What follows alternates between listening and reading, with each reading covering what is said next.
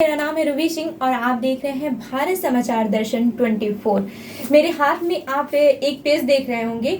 इसमें लिखा है कि 29 जनवरी 2024 को 5 लाख लोगों के साथ जन आक्रोश मार्च निकाला जाएगा। इस वक्त मैं आपको बता दूं कि अंबेडकर जन मोर्चा के मैं कार्यालय में मौजूद हूं और इस वक्त मेरे साथ मौजूद हैं प्रदेश अध्यक्ष सीमा गौतम जी। मैम, आपका सबसे पहले बहुत बहुत स्वागत है। जय भीम। जय भीम। मैम, सबसे पहले तो मैं ये जानना चाहूंगी सीमा जी कि ये जो 29 जनवरी को जो जन आक्रोश मार्च आप निकालने वाली हैं, 5 लाख लोगों का दावा कर रही हैं आने का, तो इस पे क्या कहेंगे? आ जाएंगे उतने लोग? इस पे दावा करना क्या है, आप 10 अक्टूबर का आंदोलन देखिए, 17 दिसंबर 2022 का आंदोलन देखिए कि गोरखपुर पूरा नीला नीला हो गया था। और गोरखपुर में इतने 17 दिसंबर का जो हम लोगों ने आंदोलन किया तो रास्ते पे जो गोरखपुर की जितनी सड़कें हैं दूसरा कोई व्यक्ति चल नहीं पा रहा था, इतनी पब्लिक आई। क्योंकि मैं जो गांव में जाती हूँ, ये थोड़ी हवाई बात कर रही हूँ, 450 से ज्यादा तो मैं अकेले गांव में जा चुकी हूँ। अगर जो लोग भी सोशल मीडिया पे जुड़े हैं तो वो देख रहे होंगे कि लगातार मैं 4 से 5 गांव में मैं लगातार जाती हूँ। बाकी हमारे 5-6 टीम है तो वो भी जाते हैं, 2 गांव में 4 गांव में वो भी जाते हैं। तो रोज का हमारा पर डे का 15 से 20 गांव में हमारा अम्बेडकर जन मोर्चा रोज जाता है। तो आप सोच सकती हैं कि कितना संख्या हो सकता है।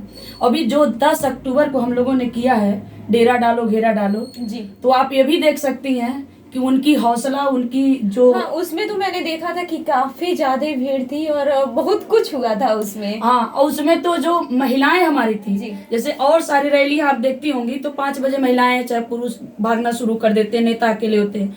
लेकिन आप सोच सकती हैं कि अम्बेडकर जन मोर्चा ने गाँव गाँव जा करके एक एक लोग को किस तरह से उनके अधिकार के बारे में, उनके सपनों के बारे में, उनके संवैधानिक अधिकार के बारे में बताया होगा। तो उसके लिए तो काम तो थोड़ा टफ है क्योंकि सर्दी का मौसम है, आप सब लोग जान रहे हैं। लेकिन ये जो मार्च निकाला जा रहा है वो किस लिए निकाला जा रहा है? देखिए, मार्च इसलिए निकाल रहे हैं कि जो हम पिछले 3 साल से लगभग आंदोलन कर रहे हैं, 17 दिसंबर 2022 को किए, 17 मार्च 2023 को किए, 5 अगस्त 2023 को किए। अभी 10 अक्टूबर जो डेरा डालो घेरा डालो आंदोलन था उसमें हमारे 10 साथी, 10 आंदोलनकारी जेल में थे, जिसमें मुख्य संयोजक माननीय श्रवण कुमार निराला जी 22 दिन जेल काटे हैं। इसका आशय था कि पूरा दिन हमारा आंदोलन चला। 11 बजे रात को ऑन रिकॉर्डेड है, मैं वीडियो भी आपको दे सकती हूँ और जनता के बीच में वीडियो है। 11 बजे रात को डीएम एसएसपी 11 बजे रात को हमारे मंच पे आए इस आंदोलन के, डेरा डालो घेरा डालो, और उन्होंने कहा कि अंबेडकर जन मोर्चा का मांग जायज है, गरीबों को जमीन मिलना चाहिए, हम इनका समर्थन कर रहे हैं और आप हमको 5 लोगों को कमेटी बना के दे दीजिए, 5 लोग हम रहेंगे। हमारी मुख्यमंत्री साहब से बात हो गई है, हम लोग बैठ करके। क्या हुआ उस बात पे? कुछ नहीं हुआ। उसके बाद जब हमारे जनता चली गई तो उन्होंने हमारे साथ धोखा किया। एक तो कहे उसी 10 अक्टूबर को उन्होंने गाड़ी फ्री के कम से कम 15 से 20 गाड़ियां बस बुला करके उन्होंने खुद बैठ के भेजा। और उसके बाद जब मेरे जनता सब चली गई तो उन्होंने हमारे साथियों को जेल में डाल दिया और उन्होंने गंभीर आरोप लगा दिया, 307 तक लगा दिया। जबकि उन्होंने कहा तोड़ फोड़, मतलब उनके जो प्रशासन के लोग थे, पुलिस वाले, जिन्होंने हम पे आरोप लगाए। तो जब हमारा आंदोलन बढ़ा तो योगी आदित्यनाथ जी ने, मुख्यमंत्री जो हैं गोरखपुर उत्तर प्रदेश के, उन्होंने अभी 4 नवंबर 2022 को, आप देखें 2023 को, 4 नवंबर 2023 को ऑन रिकॉर्डेड है, पूरे पेज की, फ्रंट पेज की खबर है। वो दलितों के बीच में जाते हैं, एक सम्मेलन करते हैं चंपा देवी पार्क में, और उन्होंने कहा कि 1.25 करोड़ दलितों को जमीन का मालिकाना हक हम दिसंबर तक देंगे और दलितों के बच्चों को विदेश भेजेंगे पढ़ने के लिए। जब हम जमीन मांग रहे हैं, वहां भूखी प्यासी सुबह से लेकर के श्रवण कुमार निराला जी, महिला, मतलब आप देखेंगे कि महिलाओं को लेकर के आंदोलन कर रहे थे ना, वहां सबसे ज्यादा महिलाएं थी, 70-80% तो महिलाएं थी। कौन सा महिलाओं ने तोप चला दिया, कौन सा गोली मारा? तो श्रवण कुमार निराला जी उन लोगों को लेकर के, उन अधिकारों के लिए, गरीबों के, मजदूरों के लिए लड़ रहे थे, तो उनको आप जेल भेज दिए। आप दूसरे तरफ से आप एक जुमलाबाजी भेज दिए कि लोग जगह जगह से आंदोलन करने के लिए उतारू हो रहे थे तो इन्होंने कह दिया कि हम जमीन देंगे। तो जब आपने जमीन देने की बात कही तो आज तक तो सारी बात झूठ बोलते आए। 15 लाख देंगे, 2 करोड़ नौकरी देंगे, हवाई चप्पल वालों को हवाई जहाज की सैर कराएंगे, सब झूठ बोले। लेकिन हमारे संघर्ष के बाद आपने जमीन गरीबों को देने की बात कही है और हमारे लोगों को जेल भेजा, तो आपको जमीन देना पड़ेगा। अच्छा, मेरे हाथ में आपका ये जो है कि एक एजेंडा भी है कि हमारी मांग है, हमारा एजेंडा है जी। ये दलित, पिछड़े, मुस्लिमों, गरीब, भूमिहीन को प्रति परिवार 1 एकड़ जमीन का, जो अभी आपने बताया कि ये जो जन मोर्चा आंदोलन उसी के लिए है। फिर ये गांव में मनरेगा मजदूरों को प्रति दिन की मजदूरी 1000 रुपए प्रति व्यक्ति किया जाए और 200 दिन की रोजगार गारंटी सुनिश्चित की जाए, तो इस पे क्या कहेंगे आप? ये क्या? देखिए, जो प्रति परिवार के लिए हम लोगों ने 1 एकड़ जमीन मांगा है, तो ये इसी 1 एकड़ जमीन पर लेकर के हम 3 साल से आंदोलन कर रहे हैं। हाँ। उसमें हम 4 एजेंडा हमारा जुड़ा था। 4 एजेंडा ये था, पहला तो जमीन था। हाँ। और दूसरा था कि प्रत्येक जाति धर्म के बच्चे को केजी से लेके पीजी तक एजुकेशन फ्री होना चाहिए, ये संवैधानिक अधिकार है। दूसरा कि किसी भी जाति धर्म का व्यक्ति हो उसको दवाई फ्री होना चाहिए। क्यों? क्योंकि आप देखेंगे गरीबों के लिए वो आयुष्मान कार्ड बनाए हैं, उसके लिए हॉस्पिटल अलग होता है, हर हॉस्पिटल एक्सेप्टेड नहीं होता है। तो गरीब आदमी तो ढूंढते रह जाता है कि किसमें आयुष्मान कार्ड लगेगा, और अगर हॉस्पिटल मिल भी जाता है तो 24 घंटा 48 घंटा तो वहाँ डॉक्टर नहीं आते हैं, क्योंकि उनको पता है कि गरीबों का लोग हैं, ये लोग क्या कर सकते हैं। इसलिए हमारी मांग है, अम्बेडकर जन मोर्चा का मांग है, किसी भी जाति धर्म का व्यक्ति हो उसको दवाई फ्री होनी चाहिए।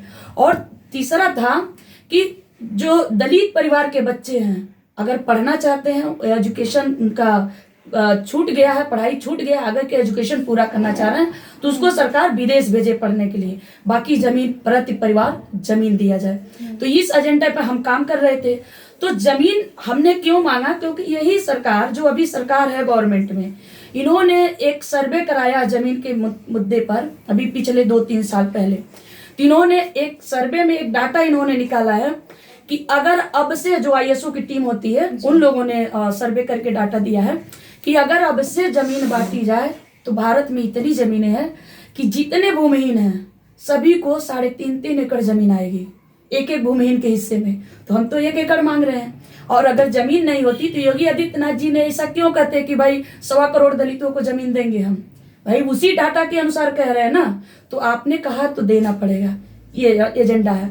दूसरी मनरेगा की जहां तक बात है तो 230 रुपया मिलता है गरीबों को।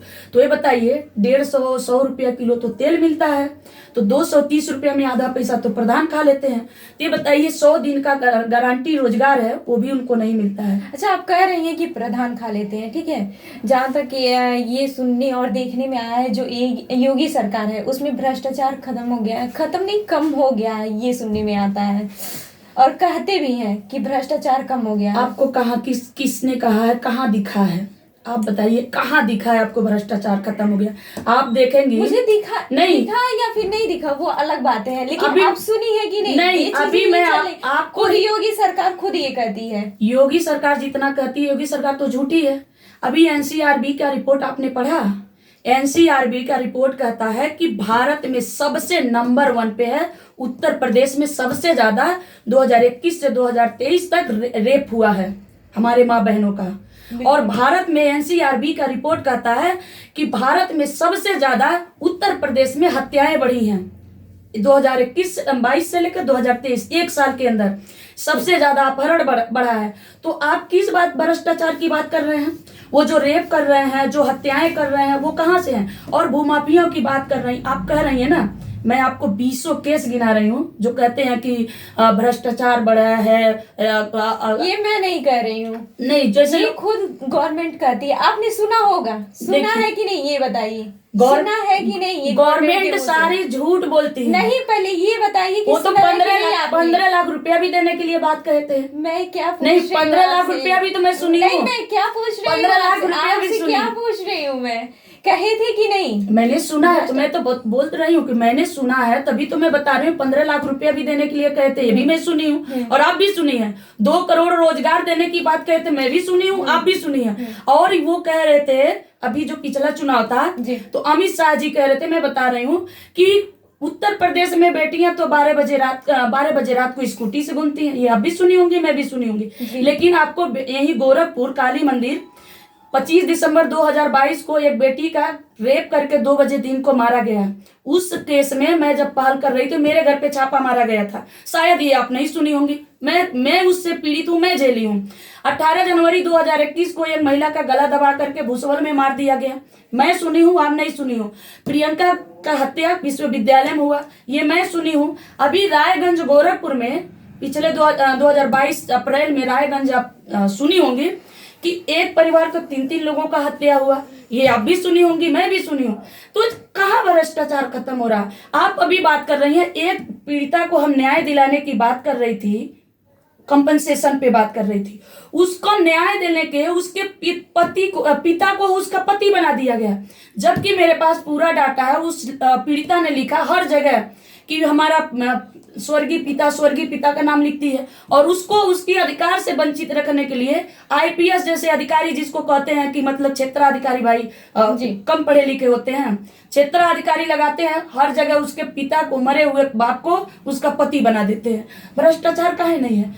जहां कंपनसेशन जैसा बात मिलता है, यहाँ जो क्षेत्राधिकारी का जो वो क्या बोलता है, जो उनके वहां के लोग होते हैं, वो 30% की मांग करते हैं। मेरे पास तो रिकॉर्ड है ना, 30% कंपनसेशन की मांग करते हैं। आप भ्रष्टाचार की बात कर रही हैं, भ्रष्टाचार सिर्फ पेपर में खत्म हुआ, विकास सिर्फ पेपर हुआ। गवर्नमेंट कहती है। हाँ, तो गवर्नमेंट से ही मैं आपको सवाल बता रही हूँ कि वो पेपर में हुआ है।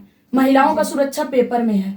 आप क्या महसूस कर सकती है? अच्छा, मैंने ये भी देखा है, बहुत सारी ऐसी महिलाएं, ऑन रिकॉर्डेड होगा कि बहुत सारी ऐसी महिलाएं हैं जो कहती हैं कि योगी राज में हमको, हाँ, जैसे कि आपने बोला कि बहुत सारे बलात्कार हुए हैं, बहुत सारे केसेस आए हैं, लेकिन वहां पे महिलाएं सुरक्षित भी महसूस करती हैं। इस पे क्या कहेंगे आप? देखिए, वो सब की सब महिलाएं ना, हम कहते हैं ना कि वो 11 बजे 12 बजे रात को निकल के अपने काम नहीं, वही मैं बता रही हूँ, आप खुद एक महिला है, मैं वही कितने बजे निकल रही है, वही मैं बता रही हूँ कि वो महिलाएं हैं जिनके घर परिवार के संपन्न लोग हैं, कहने के लिए वो समाज में हैं, लेकिन उनका 4 काम नहीं, 2 काम गिनाइए, 2 काम उनसे कभी पूछिएगा कि समाज के लिए क्या 2 काम आप की हो। परिवार कर रहा, संगठन कर रहा, उसका छोड़ दीजिए। सीमा गौतम 50 केस है, ये आगे आपके फाइल दिख रहा है, ये सारे फाइल में रेप, हत्या, गैंग रेप जैसे केसेस है, और सीमा गौतम को तो हत्या करने की धमकी आती है, रेप करने की धमकी आती है। मेरे पास अभी फोन खोलेंगे तो महिलाएं धमकी देती हैं कि आपको गायब करवा देंगे। पुरुष तो धमकी देते ही हैं, महिलाएं करती हैं। तो जब सीमा गौतम फील्ड में काम करती, मैं कभी 10 बजे कभी 9 बजे रात को जाती, तो मुझसे पूछिए ना कि घर से निकलने तक, उस पीड़ित महिला तक जाने तक, पुलिस से लेकर के वकील तक, सारे लोगों का तो वही रहता है। हाँ, कुछ लोग, सभी लोग, देखिए, कुछ, सभी पुरुष को मैं नहीं कहूंगी कि सभी पुरुष गंदे हैं, सभी पुरुष का भाई हमारे ऑफिस में भी है, हो सकता है जहाँ वो संगठन में काम कर रही हो 2-4 लोग उनको सपोर्ट में हो, कोई भाई जैसा हो, कोई दोस्त जैसा हो, लेकिन सारे लोग नहीं है। सारे लोग, जहाँ पे दलित महिला की बात हो, तो दलित महिला तो पहले ही से दलित है, उसके ऊपर से वो महिला है, और उसके ऊपर से वो काम करने निकलती है, तो उसके तो ऊपर तो कटास पहले से नजरिया रहता है। हाँ, वो वही महिलाएं हैं सुरक्षित जिनके भाई, बाप, पिता, आगे पीछे पति लगे हुए हैं, और वो बस जाती हैं, बस चली आती हैं, गाड़ी में सफारी में जाएंगे, चली आएंगे, मैं सुरक्षित हूँ। इससे ज्यादा तो कुछ नहीं है। ऐसा नहीं है, नहीं, ऐसा ही है, ऐसा ही है। आप एक पत्रकार है ना? कैसे ऐसा है? हाँ, मैं बिल्कुल पत्रकार हूँ, और कैसे ऐसा है आप पहले बताइए। ये बताइए, आप पत्रकार है ना जी, तो क्या आपको नहीं लगता है कि मतलब हमको सामना करना पड़ता है हिंसा का? नहीं, अभी तक तो मुझे नहीं लगा, अभी तक मुझे ऐसी चीजें नहीं मिली हैं। मैं हर एक जगह जाती हूँ। अभी मैं शाम को 6-7 बज रहा होगा, मैं आपका रिकॉर्डिंग कर रही हूँ इस समय, लेकिन अभी मैं जाऊंगी, मैं अकेले भी जाती हूँ, मैं किसी के साथ भी जाती हूँ, जो हमारी टीम रहती है उसके साथ भी जाती हूँ। मुझे ऐसा नहीं लगता है फिर, क्योंकि आप पत्रकार है ना, पत्रकार पीछे टीम है, मैं भी जाती हूँ। अब तो मेरे पास भी पीछे टीम हो, वो तो अलग बात है। नहीं, अब लेकिन उसके पहले मैं एक लड़की हूँ, पत्रकार और चीजें अलग हटा दीजिए तो है। नहीं, आप एक लड़की हैं, लेकिन पीछे टीम है। जैसे मैं आज हूँ तो मैं कह सकती हूँ मैं सुरक्षित हूँ, अगर मेरी टीम हट जाए ना तो सुरक्षित नहीं हूँ। इस बात को मानिए, कहीं ना कहीं आपका टीम जो है, आपका वर्क है, वो आप पे इफेक्ट डालता है कि आप सुरक्षित टीम और हैं। वर्क ये सारी चीजें तो इफेक्ट डालता ही है, ऐसा बिल्कुल। नहीं है कि नहीं बिल्कुल। डालता है, लेकिन लेकिन- मैं एक लड़की भी हूँ। हाँ, लेकिन आपके जैसे सब पत्रकार तो नहीं है, सीमा गौतम के जैसे सब तो सोशल वर्कर तो नहीं है, ये भी तो देखिए। बिल्कुल नहीं है। तो हम उनकी बात कर रहे हैं ना। अगर 2-4 महिलाएं पत्रकार हो गई और वो सुरक्षित खुद को महसूस कर रही हैं, तो क्या आप महसूस कर सकती है कि सारी महिला सुरक्षित है? नहीं नहीं, कुछ कुछ वीडियो मैंने ऐसे भी देखे हैं जो कहती हैं लड़कियां कि हाँ योगी राज में मैंने खुल के ये, पहले मैं 12 बजे रात को नहीं निकल पाती थी, 10 बजे रात को नहीं निकल पाती थी, अब मैं निकलती हूँ। ये चीजें मैं बोल रही हूँ। 4 जनवरी, अभी 4 जनवरी जो खत्म हुआ है, 4 जनवरी को 3 साल बच्ची के 3.5 साल की बच्ची के साथ कुशीनगर में रेप हुआ है। मेरे पास पेपर है। 4 जनवरी को ही अभी बस्ती में 5.5 साल की बच्ची के साथ रेप हुआ है। सुनिए, महाराजगंज में रेप हुआ है, तो कैसे आप कह रही हैं सुरक्षित हैं? मैं नहीं कह रही हूँ। नहीं, ये सुरक्षित, अगर सीमा गौतम सुरक्षित है तो इसका मतलब सारी दलित सुरक्षित नहीं है महिलाएं। अगर आप रूबिका जी सुरक्षित है, आपका जो भी है टाइटल रूबी, आप अगर सुरक्षित हैं तो आप सारे रूबी को नहीं कह सकती है कि सुरक्षित हैं। क्यों? क्योंकि आपके पीछे टीम है, तो आपके पीछे काम का भी है, तो भाई चलो ठीक है। हमसे भी लोग नहीं टकराना चाहते हैं, हमसे भी नहीं टकराना चाहते क्योंकि हमारे पीछे संगठन है, हमसे भी नहीं टकराते हैं। लेकिन जहां हमारी संगठन को हटा दीजिए तो हमारी बहुत सारी महिलाएं तो मर रही है ना। तो उनके पीछे भी हमारे जैसे लोग होंगे, संगठन होगा, परिवार होगा, मजबूत परिवार होगा। आपके जैसे लोग होंगे, परिवार होगा, मजबूत होगा, तो सुरक्षित है। आप कह सकती हैं हम सुरक्षित हैं, मैं कह सकती हूँ सुरक्षित, लेकिन योगी राज में नहीं, अपने लोगों के साथ सुरक्षित है। आप सुरक्षित है तो अपने काम और अपने लोगों के साथ है, योगी राज में नहीं। ये कहना गलत है नहीं, मैं योगी राज की बात नहीं कर रही हूँ। नहीं, जो भी सुरक्षित की बात की है तो मैं उस पे बोली हूँ, ठीक है। जो लोग भी कहती हैं, मैं उनकी बात कर रही हूँ। जो लोग भी कह रही हैं तो अपने पिता भाई। भ्रष्टाचार की बात है तो गवर्नमेंट खुद कहती है कि भ्रष्टाचार कम हुआ है। आपने उनकी बाइट भी सुनी होगी, ये सारी चीजें हैं।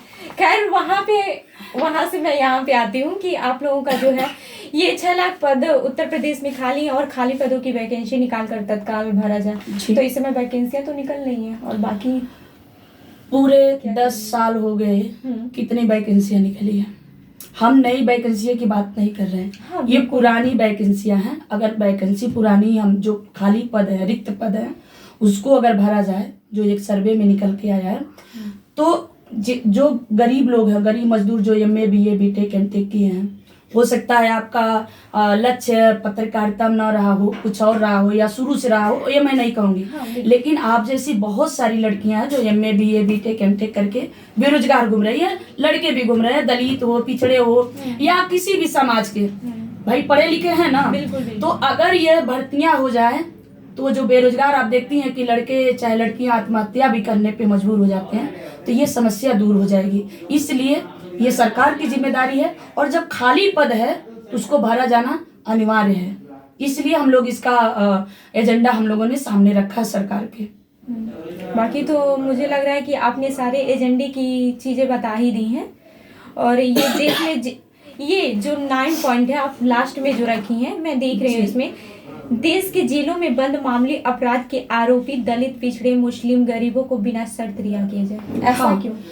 ऐसा इसलिए कि देखिए, जैसे गांव के गरीब होते हैं लोग, वो दिल्ली, मुंबई, कलकत्ता कमाने जाते हैं। उनके पास पैसा ना होने के कारण वो ट्रेन में चढ़ जाते हैं, भाई 400-500 रुपया नहीं होता है, और वो बिना टिकट पकड़े जाते हैं।